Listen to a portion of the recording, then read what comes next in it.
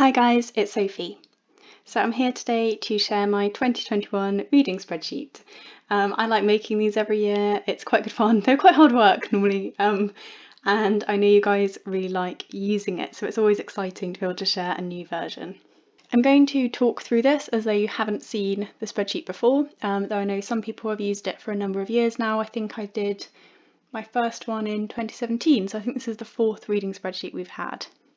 So the first tab is just a really simple how-to guide for the sheet itself. I will definitely delete this when I start using it, but it might just be helpful to read the first time and then you can probably get rid of it.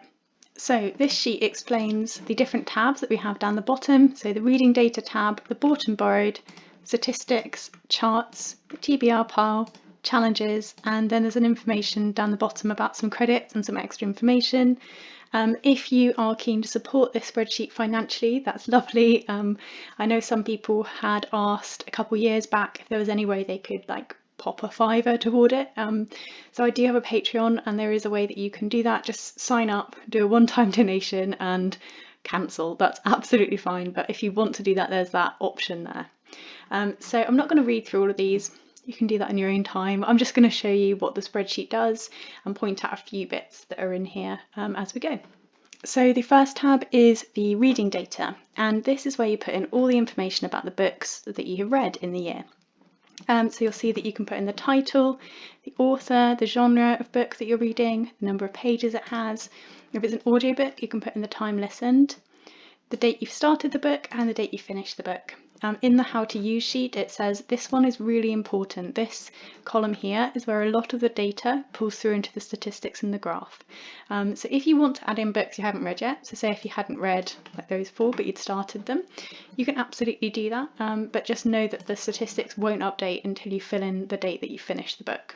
Then there's a DNF column here, so if you want to record that you finished a book but it was a DNF, you can click the DNF option there. There's also lots of other drop downs here, so you'll see with the genres we've kind of got a good range of genres in there, and for example in this one here, the format or the stars even, you've got your star ratings and your book formats. One of the questions I had this year was how to do half stars. So we're going to do a little example of how to edit the sheet, and we're going to use half stars as the example so that you can see how you do that. So I've separated it into kind of core information and some extra information.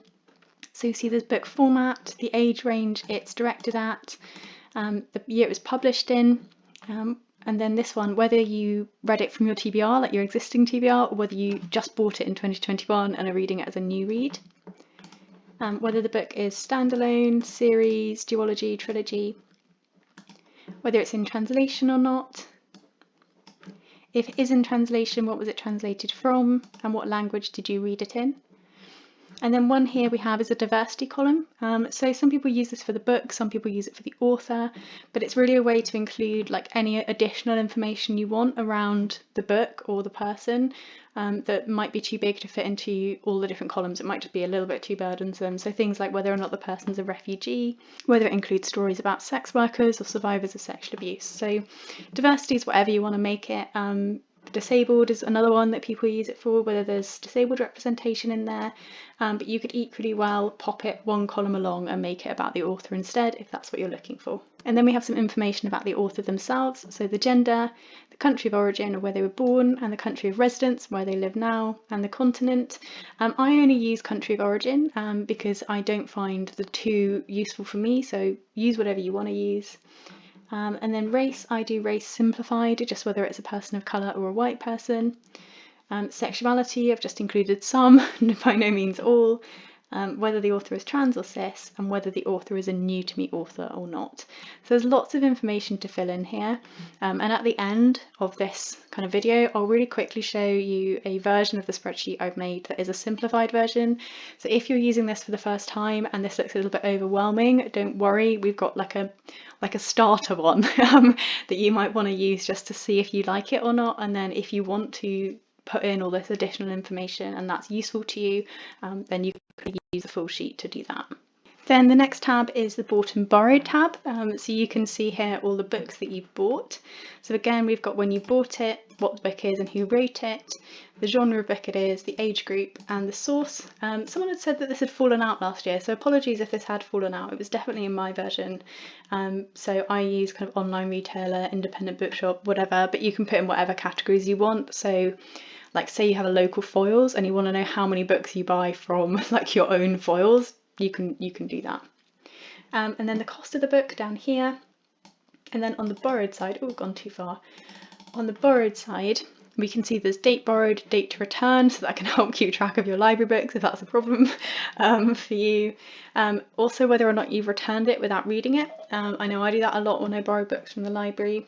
The title, the author, the genre, the age group, and the amount you've saved by using your library. So I think this is quite a good little addition in that you can put in the price on the back of the book as the amount you would have paid if you bought that book. And that shows you over the course of a year how much money you've saved from using your library.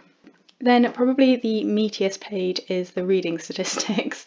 So there's a couple clever new things in here, and I'll kind of point out the newer things when we get there. This box here is where you put in your reading challenge goal. This is just entered as a number, so when you start the year you can put in whatever number it is you want to read. I always have it as 52. This box here will then calculate how many books you'd need to read per month to meet your goal. The TBR counts from the TBR pile tab, which we will explore later. But if you're not keen on using that, I know for some people it's just too scary, and that's fine. You can just enter that manually in as a number as you would with the reading challenge. Same with the TBR books unhauled. There is a way of pulling this from your TBR pile, but if you don't want to use that, then you can just enter that in manually as you go throughout the year. And then this box finds out what your current TBR is based on the number of books you've read, the number of books that you've bought, the number you've unhauled, and any like returned unread books. So that's your own TBR, your bought TBR. That doesn't include library books bought, just FYI. Then we have the number of books you've DNF'd. So that comes from this column just here in your reading data, and the number returned unread. Then it predicts the number of books you'll read in the year on the basis of how many books you've read so far in the year. Every year people freak out about this. When we're on the 1st of January 2021, this number looks mental. It rectifies itself as we finish the first. It just does. It's the way that Excel dates pull through. So please don't panic if that happens to you. Like right now, 4,000 books is excessive, but it's because it thinks I've read 12 books before the year's even started. If that makes sense. It normalizes, don't worry about it.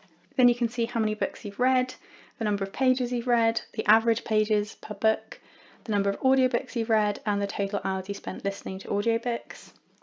Your average star rating, how much you spent in total on books that year, how many books you bought that year, and what was the average cost per book.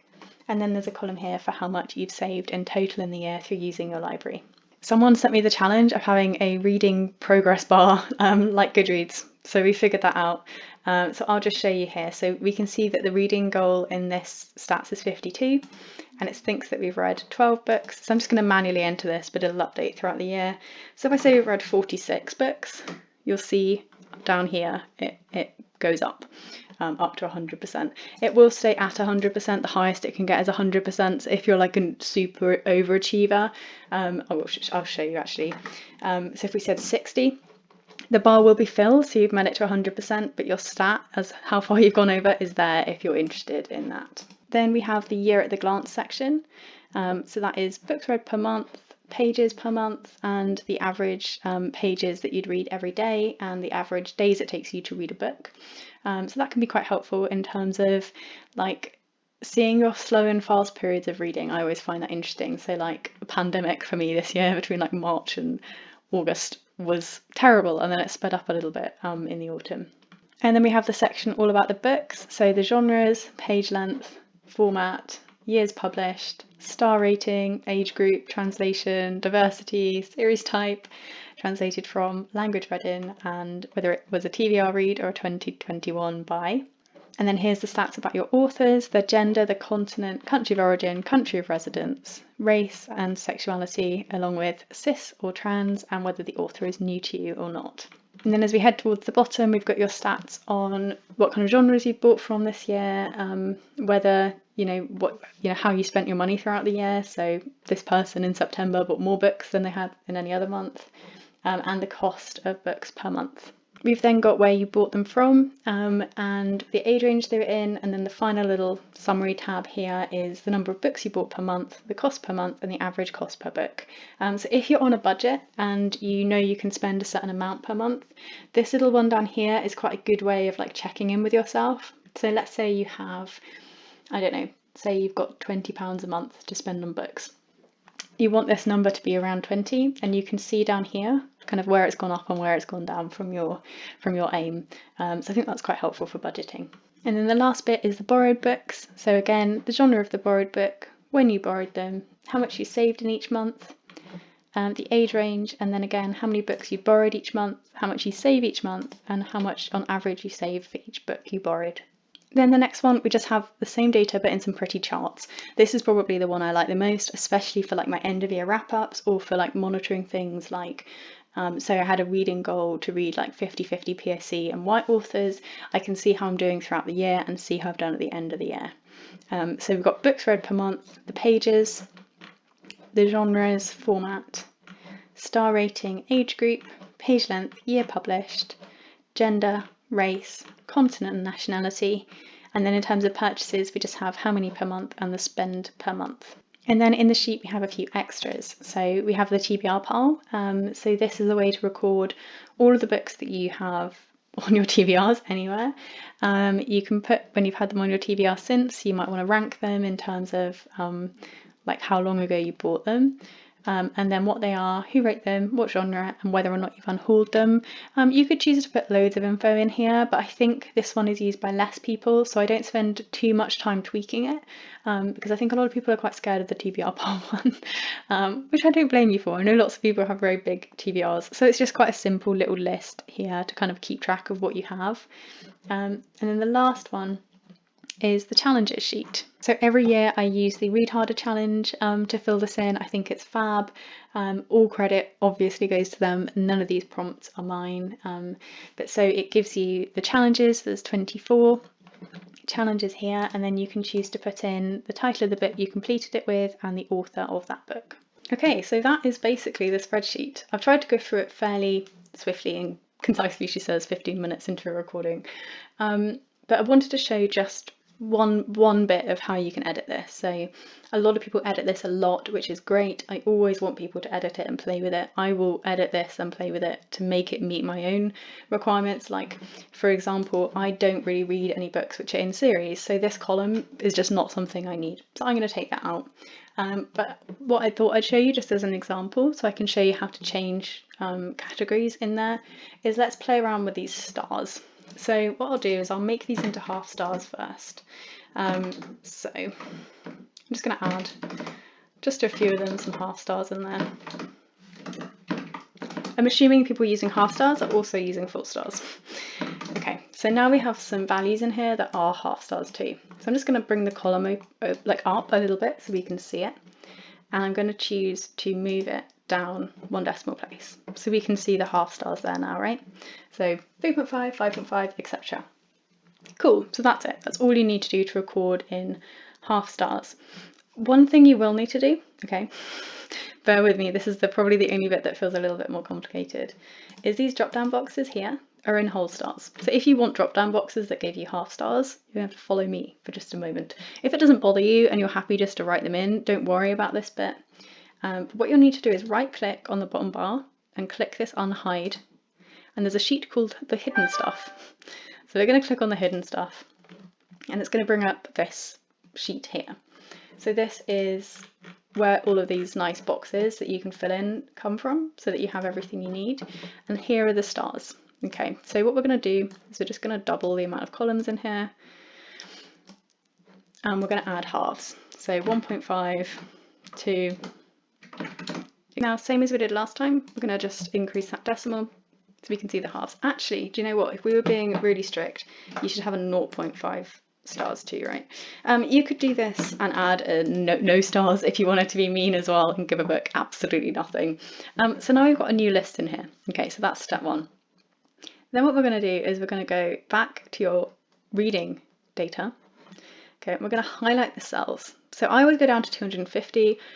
Good to know actually, in case anyone reads more than that in a year, all your data only runs to 250. So if you have a need for anything to run more than 250, you will need to pull down the spreadsheets.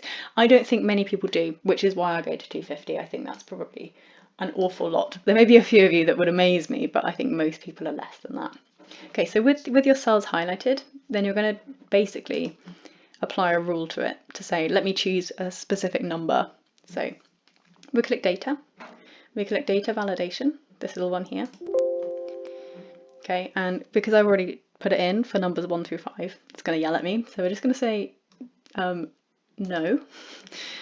Now we choose to allow a list of cells, and the source is important. This is where the little hidden list comes in. So we go to the hidden stuff, we select all our half stars and we press enter. And we check that there's no error alert, so the sheet doesn't yell at you every time you put anything in that's wrong, and press OK. Now in your drop downs, it includes half stars. So that's kind of step one. As I say, you don't have to do that. If you're happy to just type them in, it's not going to be cross with you if you don't do that. But if you want it to be neat and like everything else, you can do that. Obviously this is replicable with like adding anything in. If you want to add a new column, if you want to change a column, same rules. So I'm just going to hide our hidden sheet again, right click, click hide, and we'll go back to the reading data. So now the spreadsheet likes half stars, cool. But we need to make sure the statistics also likes half stars. So we're going to go to the statistics page and we're going to scroll all the way down to the star rating.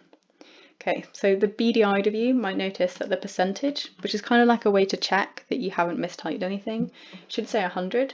But because we've messed around with the star column, it now says 42%. So we're going to need to make a little bit more room so that we can add in the half stars. So I'm just going to insert some new rows down the bottom.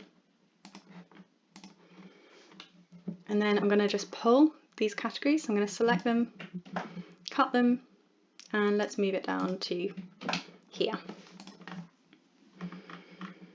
Okay, so this is what it looks like now. You might want to fiddle around with it a little bit so it gets neat, but that's up to you. And I'm going to pull, copy paste those ones down too.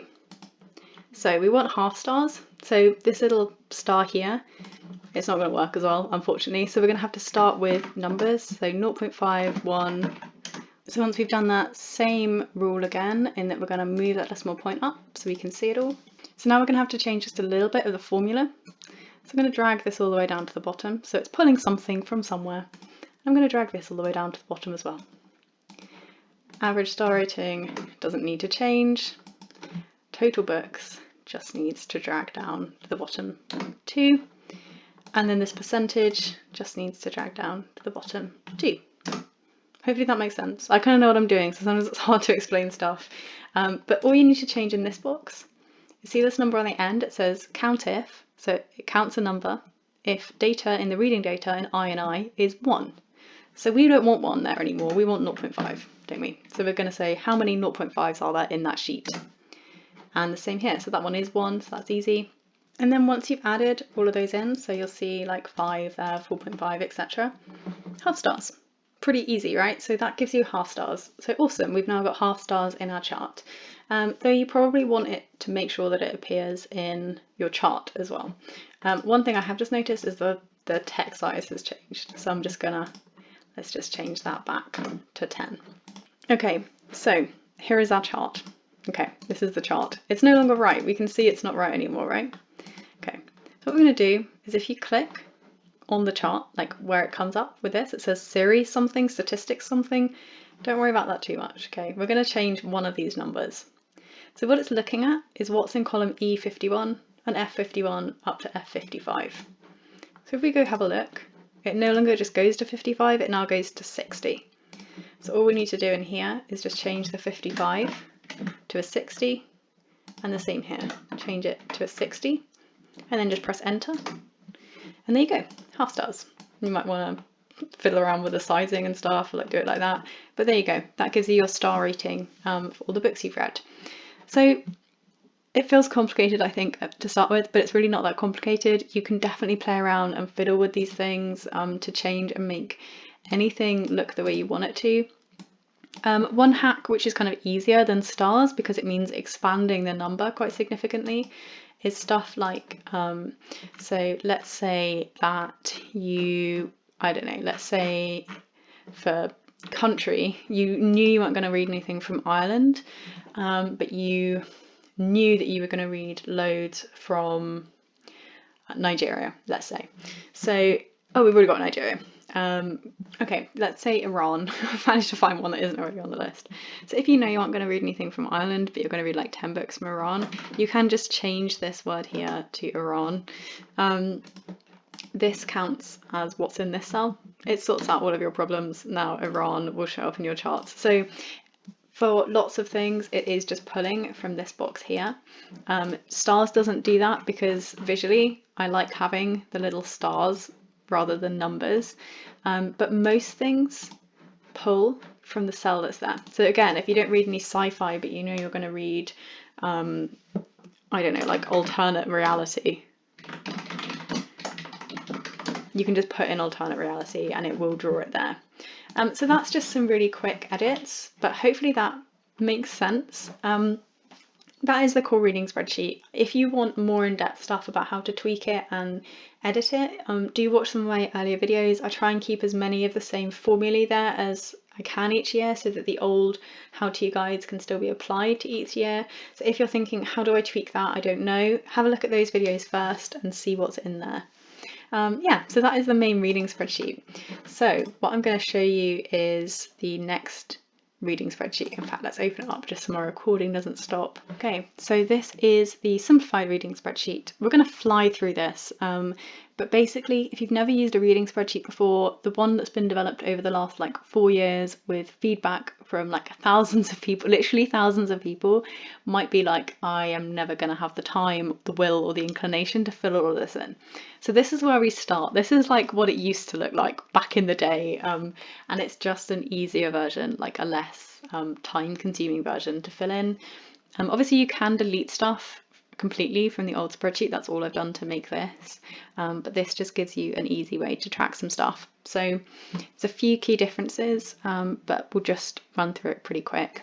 So in your reading data, you've just got the core information and the core about the author, none of the extra information in either camp. In bought and borrowed, we've got rid of age group and genre, so just when you bought it, what it was and how much it cost or how much you saved. And the stats is just brought right down. So rather than having kind of everything you could possibly want in there, it's just got the basics. The key differences, the things to point out, is because there's no TBR sheet in here, you need to put in your TBR as a number. And because there's no TBR sheet to track the unhauled, you need to type that in as a number. Those are probably the key differences to using it, and it shouldn't impact the enjoyment of using it, I don't think. Still got your reading challenge bar because I think it's pretty, and then the charts again is just pulled right down. So this is really designed for people that have never used one before, maybe you've just used Goodreads and aren't sure they want to commit to using all of the categories in the old one. So yeah, that's pretty much it for this year's video. That's been a long time. My throat is quite dry. There's been like half an hour of chatting about spreadsheets. But hopefully this is exciting and gives you something to play with in the new year. I always think this is like my Christmas present to you guys. And there's something nice about having a fresh new year to start a reading spreadsheet with. Yeah, so happy reading in 2021, and I'll see you guys soon in my next video. Bye!